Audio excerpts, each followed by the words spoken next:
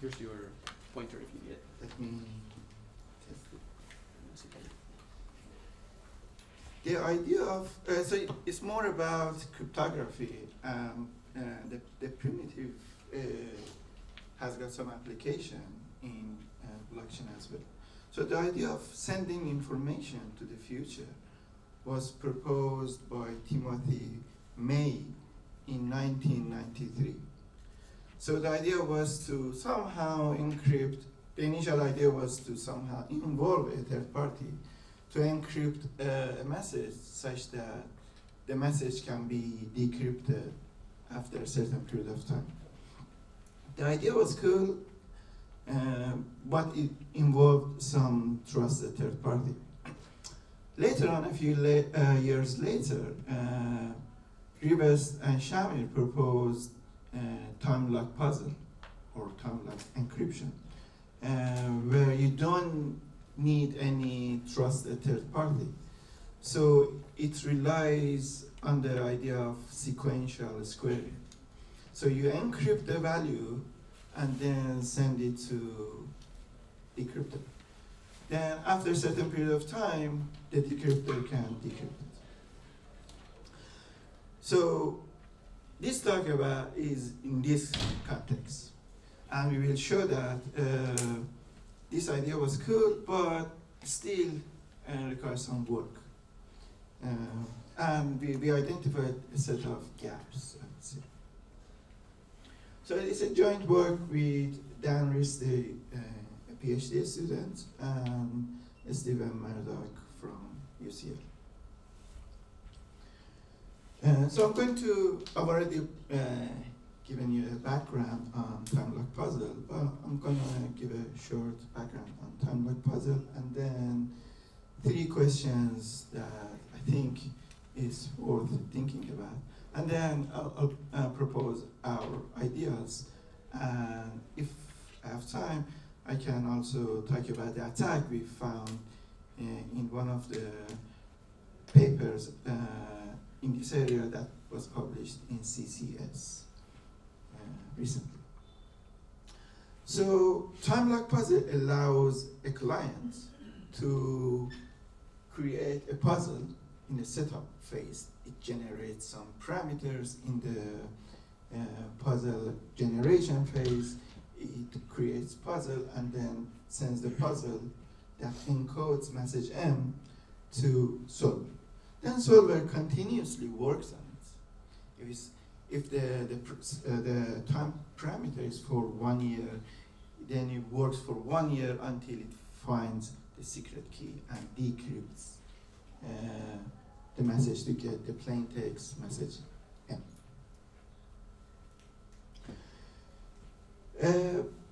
This is the algorithm. The setup is an algorithm of setup algorithm of Rivest from Rivest.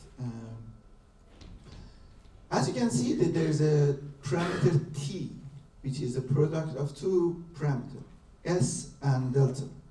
Delta is the time within which a message should remain secret, 1 year, 2 years. And S, which is the most important part, is the maximum number of squaring, modulo M, that is required.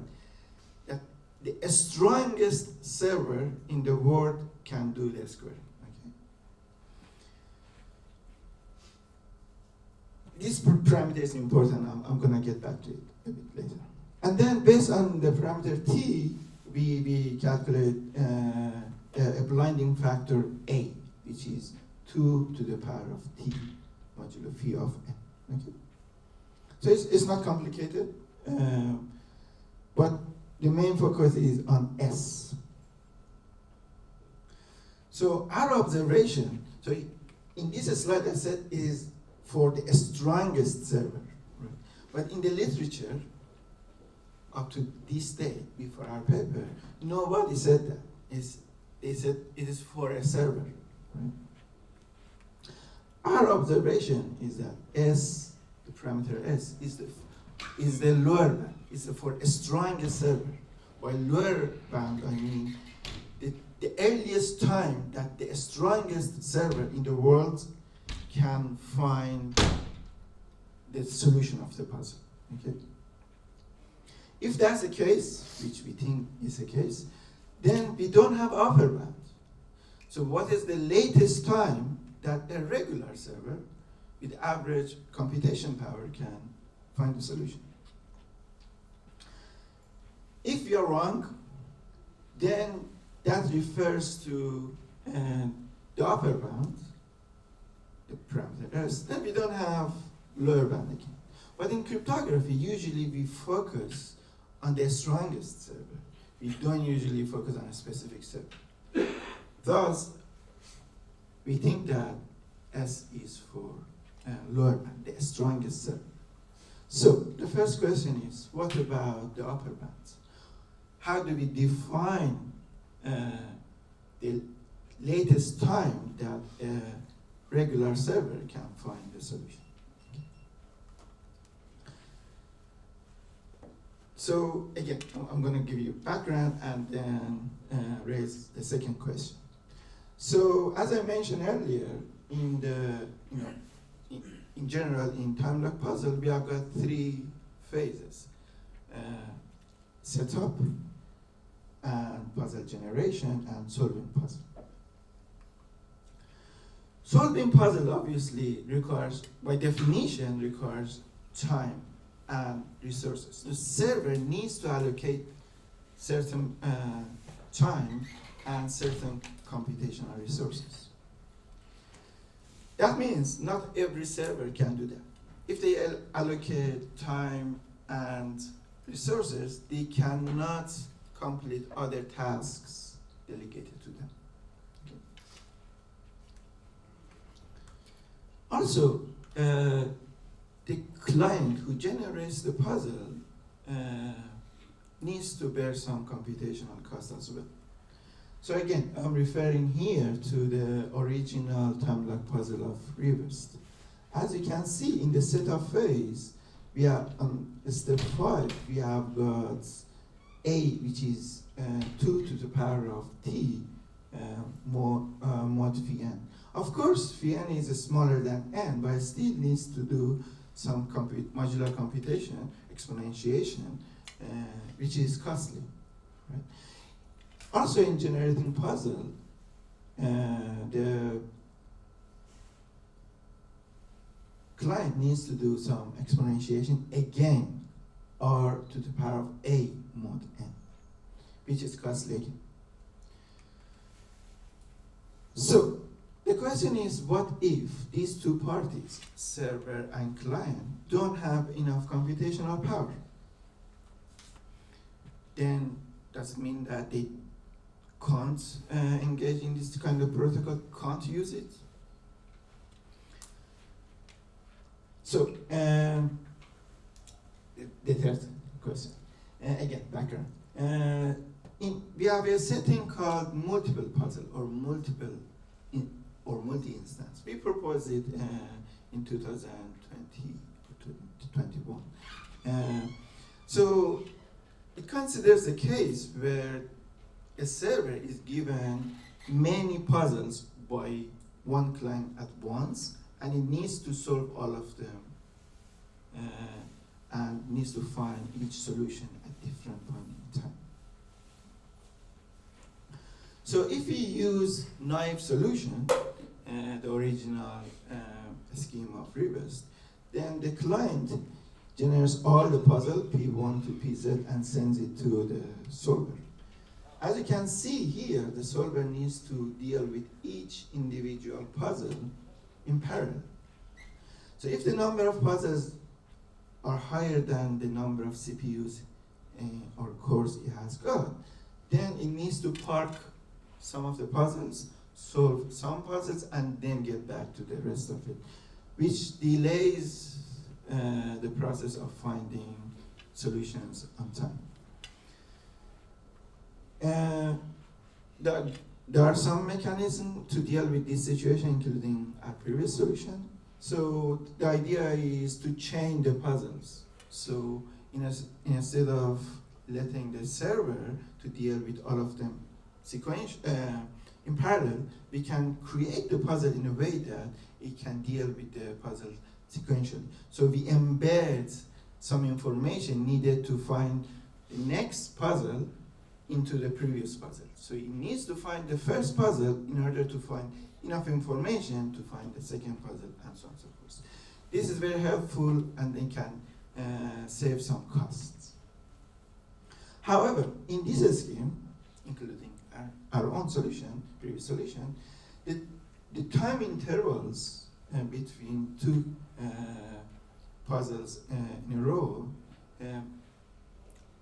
has to be equal, has to be identical. So all of the time intervals are delta. Okay. And for verification, to ensure that the puzzles are correct, some of the solutions impose very high computational costs. And some of them include even zero-knowledge proofs. So it's not cheap as well. So the third question is, how can we design a mechanism that deals with multiple puzzles, but it imposes low verification costs, and also it doesn't require the server to deal with all of the puzzles in parallel? So 3 questions, again, to recap. What about the upper bound? What if the client and server don't have enough computational power? And also, how to design a system that deals with multiple puzzles efficiently. To answer this question, this set of questions, we propose the idea of delegated time-like puzzle.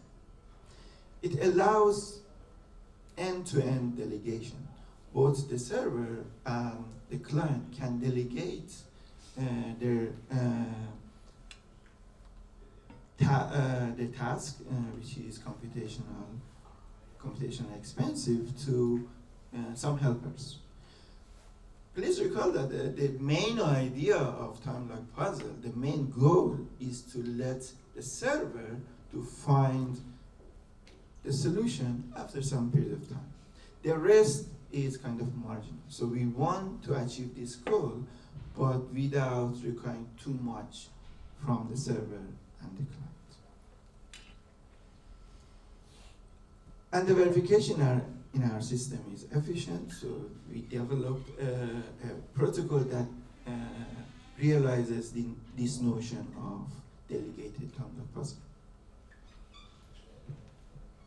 As I mentioned, it supports end-to-end delegation and doesn't require the time intervals between two different intervals to be identical. They can be different size. And for verification, it only involves invocation of hash function, which is very cheap compared to zero-knowledge proofs or other mechanisms. So to design this protocol, we used the original time-like puzzle and also hash-based commitments, symmetric key encryption, smart contracts, and a few other things that we developed, such as a function called customized extra delay generating, and also a fair payment algorithm, and a modified multi-instance time-like puzzle, chained time-like puzzle. So to give you some brief background on the function we defined, this customized extra delay generating, or CEDG.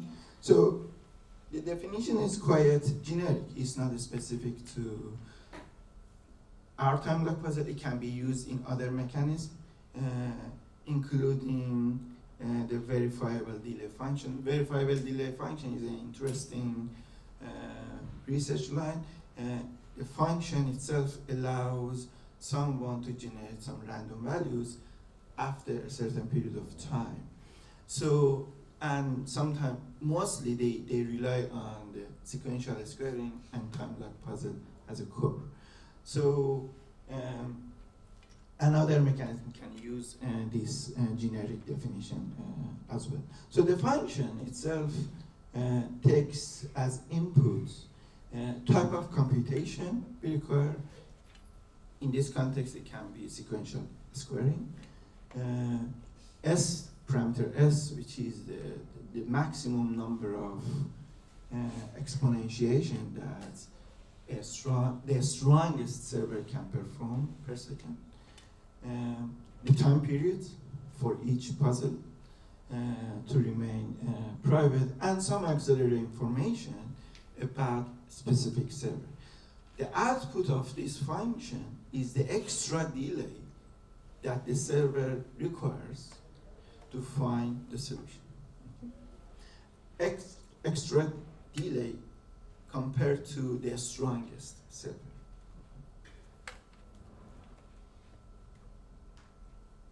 And also, we equipped the protocol with fair payment system. So in order to design fair payment system, we define upper bound using this function, and also we design an algorithm to ensure that the server or the helpers get paid only if they provide valid solution.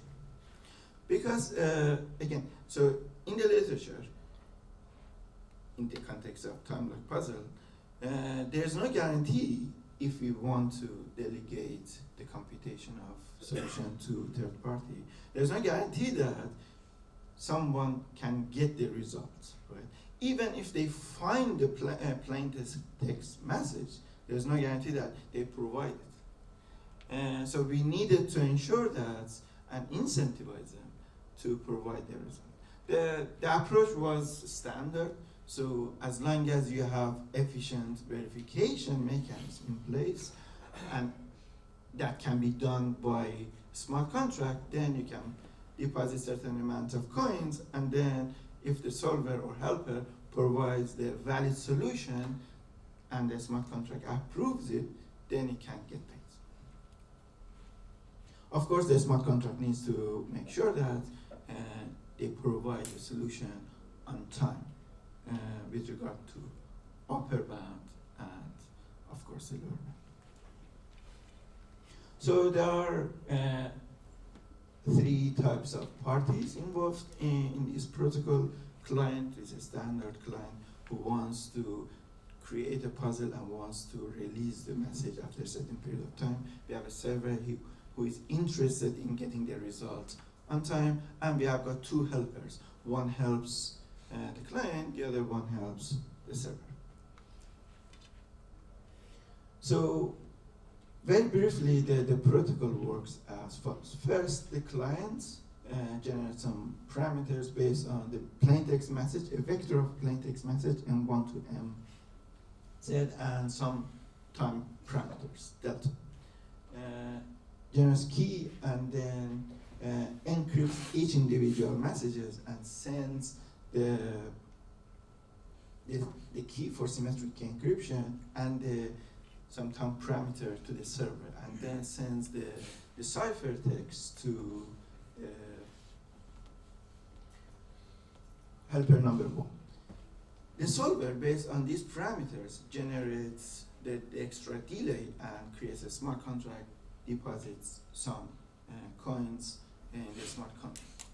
Then helper creates puzzles based on the ciphertext that it receives from the clients, and then sends all the public parameters and puzzles to the helper number 2, who solves the puzzles individually and sends the proof of correctness and the solution to the puzzle, which are still ciphertext, to a smart contract, which verifies the correctness of the solution and verifies the proof, and then solver can learn from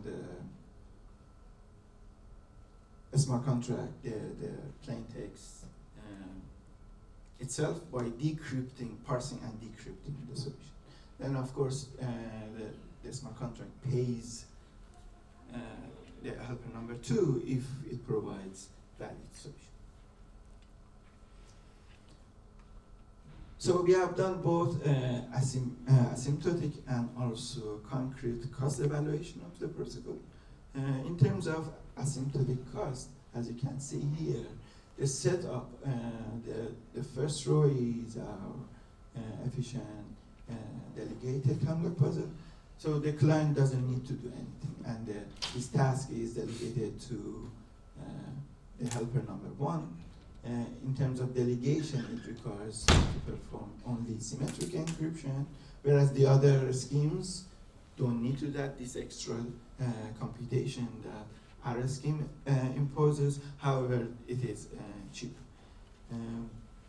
And if I summarize, the overall computation complexity remains more or less the same as our generic chain time-lock puzzle, but it deals with multiple puzzles efficiently, and it is linear with a number of puzzles. So if I compare them, 3 schemes, one is Reverse, the original time-lock puzzle, and then our previous work, also this kind of one. The top one doesn't support multiple puzzles, and it supports it naively, so it's very inefficient. The second scheme do support multiple puzzles, but the time intervals need to be identical. But the third one supports efficiently multiple puzzles, and the time intervals can be different.